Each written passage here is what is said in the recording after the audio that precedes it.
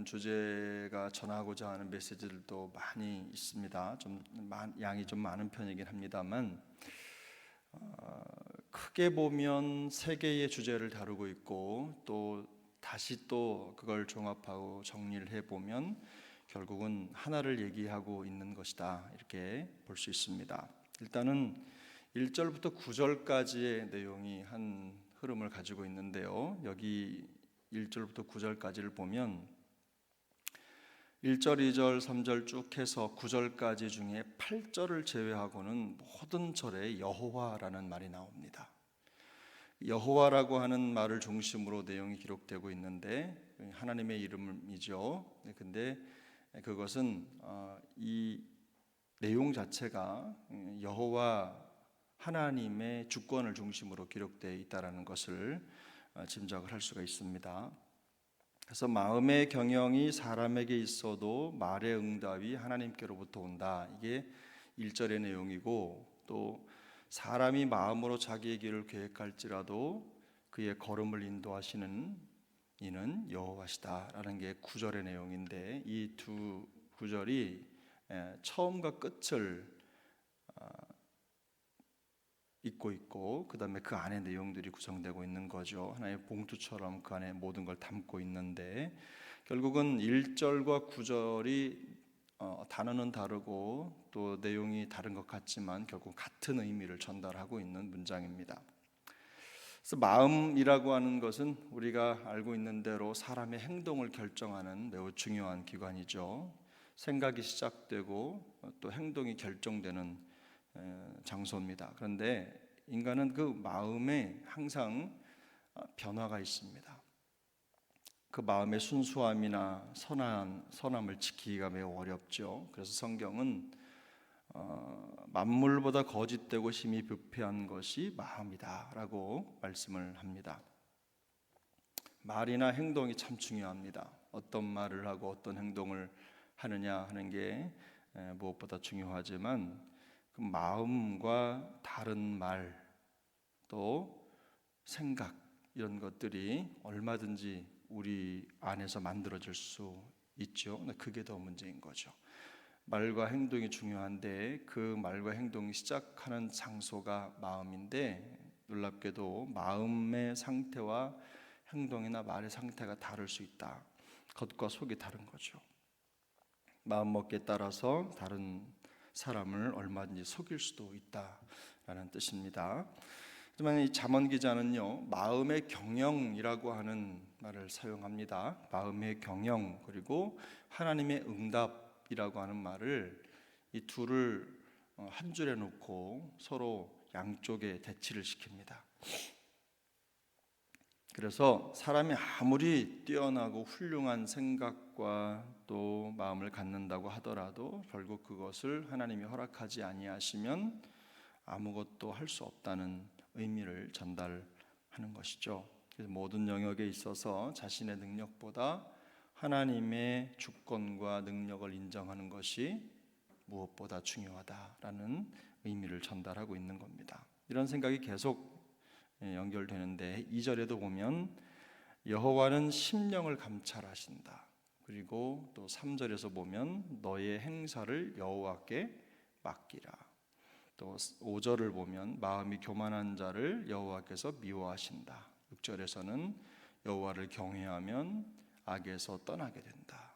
또 7절은 여호와를 기쁘시게 하면 이라고 하는 단서를 붙여서 우리 인생의 여정이 하나님의 주권에 연결되어 있다는 것을 계속해서 강조합니다. 그리고 두 번째 단락이 10절부터 되는데요, 10절부터 15절까지의 내용은 공통되는 단어가 뭐냐면 왕입니다. 왕. 그래서 10절, 12절, 13절, 14절, 15절에 왕이라는 단어가 쭉 나오죠. 그리고 11절에는 왕이라는 단어가 나오지 않지만 왕의 역할에 대해서 강조를 하고 저울추라고 하는 표현이 등장을 합니다. 그래서 이 단락 내용을 보면 역시 이것도 하나님의 주권, 공의, 정의, 이런 것들과 연결이 돼 있죠. 그래서 10절은 하나님의 말씀과 재판의 관계, 사람의 옳고 그름을 결정하는 재판의 관계를 얘기하고, 그 다음에 11절을 말씀드린 대로 저울추에 관련된 내용을 전달하고, 12절은 왕의 보좌가 공의로 말미암아 굳게 선다라는 표현을 합니다. 그리고 리더의 역할을 얘기하는 거죠. 그리고 13절을 보면 정직에 대해서 말하고, 14절은 진노를 쉬게 하는 지혜에 대해서 다시 얘기하고, 그 다음에 15절을 보면 은택에 대해서 말씀을 합니다. 모두가 다 왕과 관련된 내용들이 전달이 되고, 또 그 왕의 임무가 결국에는 하나님의 공의와 정의를 드러내는 자리다라는 거죠. 고대 이스라엘에서 왕은 곧 하나님을 대리하는 자이기 때문에 그 자리에서 결국 그가 어떤 역할을 하느냐, 하나님의 주권을 드러내고 하나님의 공의와 정의를 보여주는 자리다라는 것을 강조합니다. 그리고 16절 17절에 보면 다시 지혜에 대해서 얘기를 하는데요, 여호와를 경외하는 것이 금을 얻는 것보다 낫다. 그리고 또 악을 떠나는 것이 정직한 자의 대로다, 이런 표현을 하고 있어요. 근데 오늘 본문 6절을 보면 여호와를 경외함으로 말미암아 사람이 악에서 떠날 수 있다, 이런 표현을 하고 있습니다. 결국 잘 생각해 보면 내용이 서로 연결이 되지요. 결국 여호와를 경외하는 것, 하나님의 주권을 인정하는 것, 하나님의 공의를 따라가는 것, 또 정의를 드러내는 삶을 사는 것, 그 과정을 통해서 우리 그리스도인들의 삶의 방향이 결정된다는 것을 우리가 알 수 있습니다. 어제도 말씀드렸지만 15장 맨 끝절 33절도 여호와를 경외하는 것은 이라고 하는 말로 정리가 되는데요, 결국 이 전도자, 이 잠언 기자가 하고 싶은 말은 딱 하나인 것 같습니다. 그것이 무엇이냐? 여호와를 경외하는 것이 만사의 시작이자 과정이고 그리고 결말이라는 겁니다.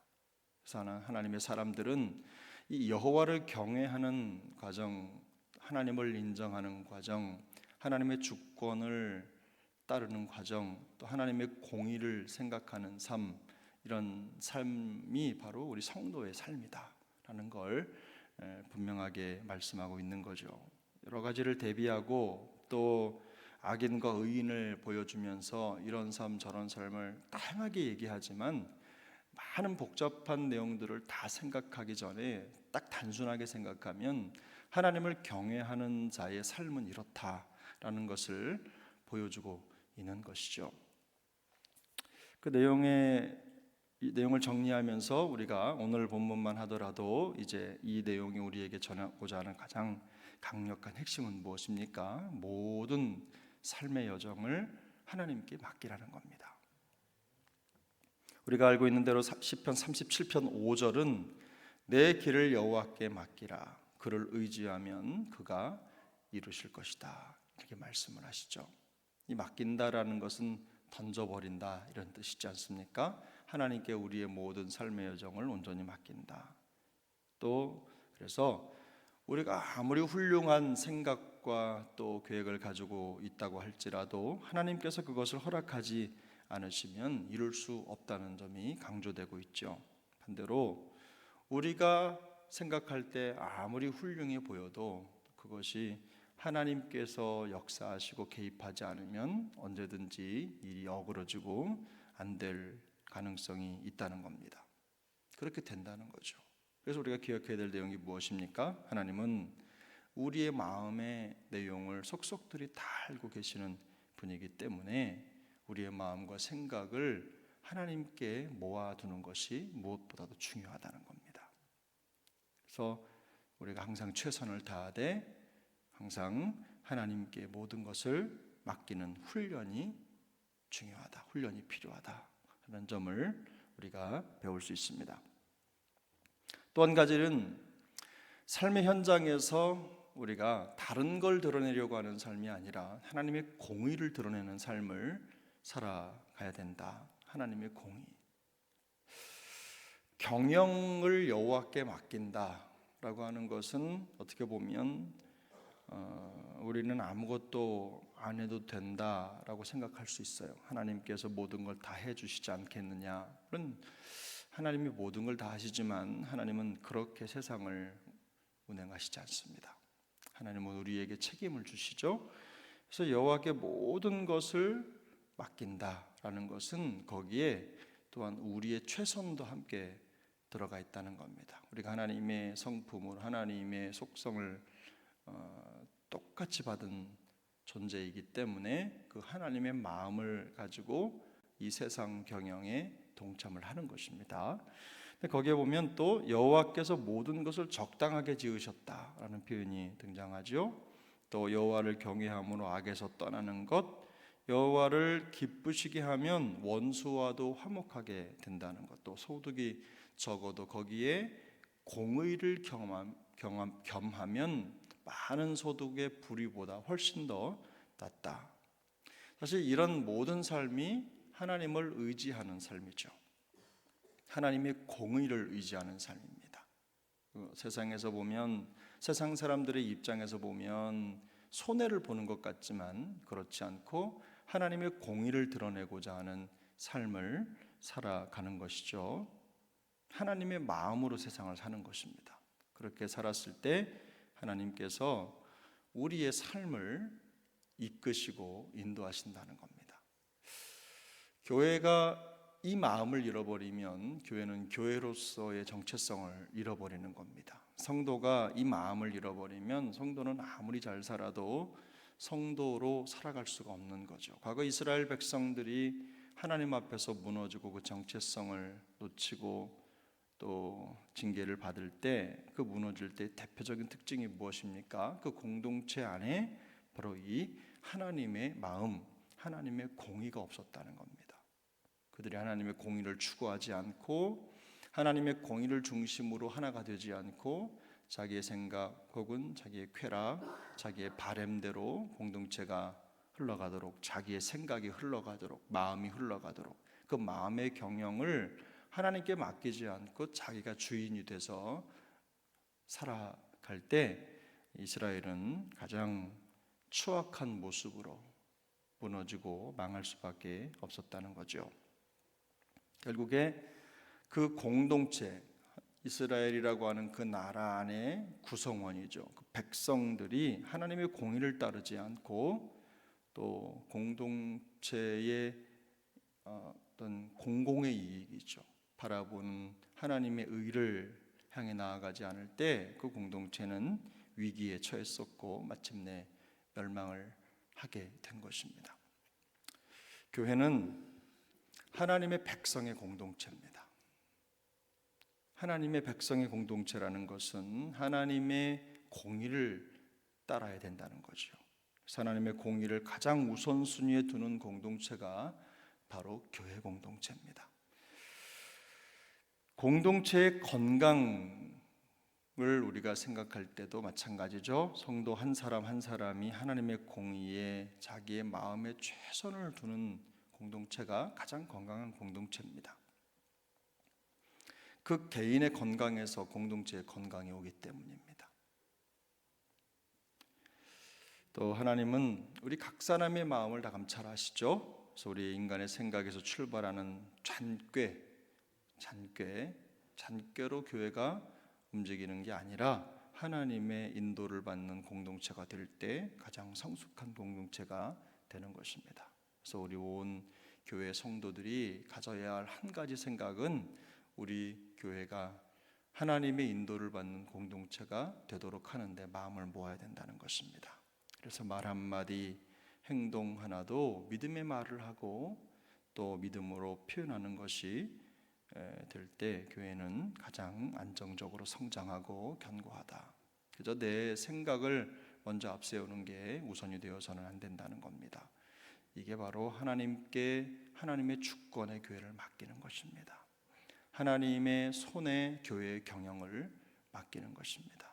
우리 주님께서 우리에게도 이런 믿음의 마음을 허락해 주시기를 바랍니다. 그래서 오늘 본문의 결과적으로 성도는 인생의 경영을 여호와께 맡겨드리고 여호와를 경외하는 삶을 통해서 결국은 가장 최상의 지혜를 얻을 뿐만 아니라 죄에서 떠날 수 있고 또 진정한 행복의 대로를 걸을 수 있다라는 라는 얘기를 하고 있는 것입니다.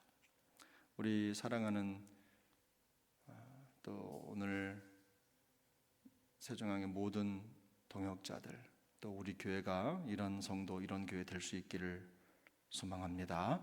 우리 그런 마음으로 우리 16절, 17절 말씀, 2절 말씀을 함께 같이 읽겠습니다. 지혜를 얻는 것이 금을 얻는 것보다 얼마나 나은고 명철을 얻는 것이 은을 얻는 것보다 더욱 나으니라. 악을 떠나는 것은 정직한 사람의 대로이니 자기의 길을 지키는 자는 자기의 영혼을 보존하느니라. 아멘. 이 말씀의 교훈을 마음에 두고 날마다 그 은혜와 능력을 의지하면서 승리하는 우리 모두가 될 수 있기를 예수님의 이름으로 축복합니다. 기도하겠습니다.